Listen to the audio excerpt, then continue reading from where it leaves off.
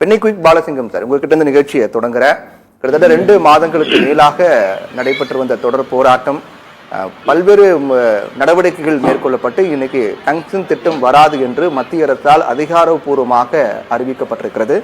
இந்த வெற்றி எப்படி பாக்குறீங்க?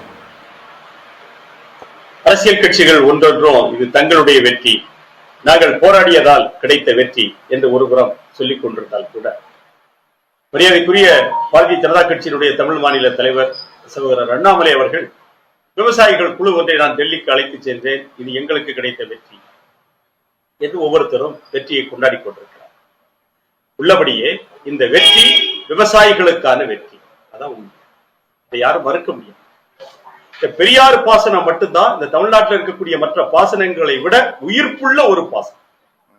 இந்த 21ஆம் நூற்றாண்டுல நீங்க பாத்தீங்கன்னா சார், 21ஆம் நூற்றாண்டு மிகப்பெரிய மக்கள் தன்னெழுச்சிய 2011ஆம் ஆண்டு கம்பம் பள்ளத்தாக்கு, முல்லை பெரியாறு அணைக்கு ஒரு பிரச்சனை வந்த போது கம்பம் பள்ளத்தாக்கில் தன்னெழுச்சியாக பல லட்சம் மக்கள் குமிழியை நோக்கி செல்லக்கூடிய காட்சியை இந்த உலகம் கண்டது.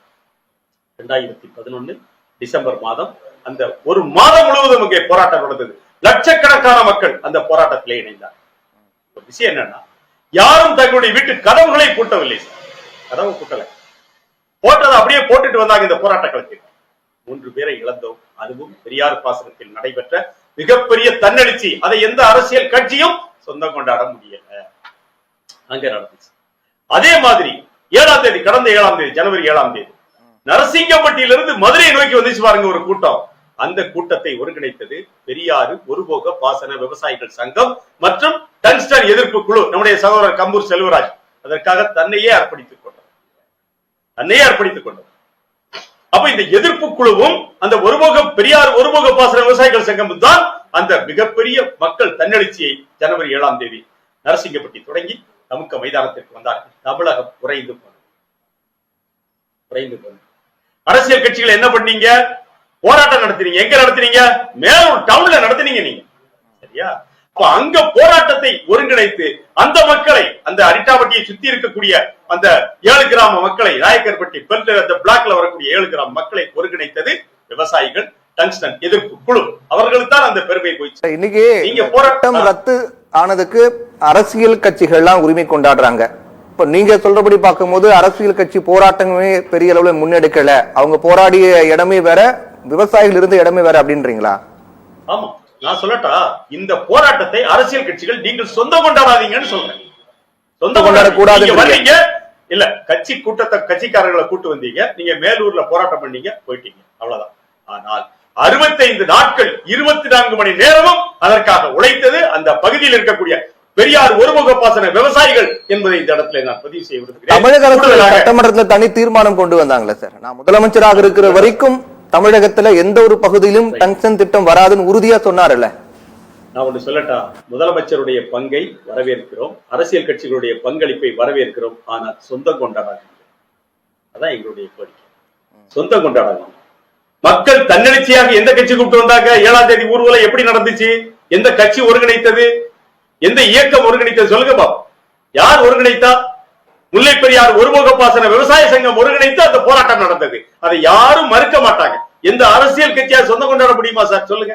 2011 முல்லை பெரியார் நடந்த அவ்வளவு பெரிய லட்சக்கணக்கான மக்களுடைய தன்னெழுச்சியை எந்த அரசியல் கட்சி சொந்தம் கொண்டாடல சார்.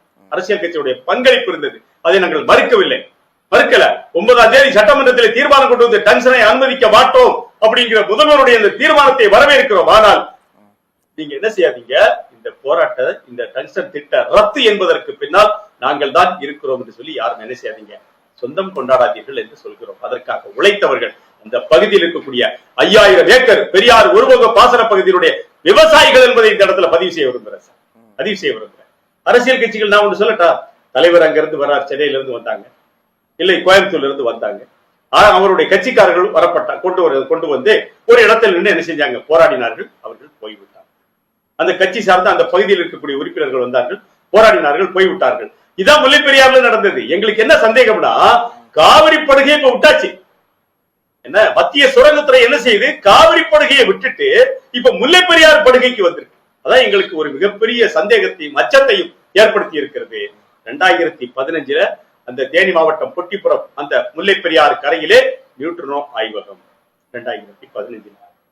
2023 கம்பம் அருகே கம்பம் வெட்டுல இதே இந்திய சுரங்கத்துறை என்ன செய்து பெரிய பெரிய ராட்சத போர்வெல் வண்டிகளை கொண்டு கீழே என்ன கனிமம் இருக்குன்னு தோண்டி பார்த்தாங்க.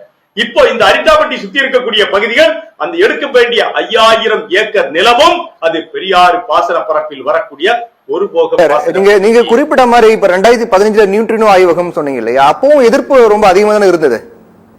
எதிர்ப்பு கடுமையாக இருந்தது, அதை யாரும் மறுக்க முடியாது. கடுமையாக எதிர்ப்பு தெரிவித்தோம், கடுமையாக போராடினோம்.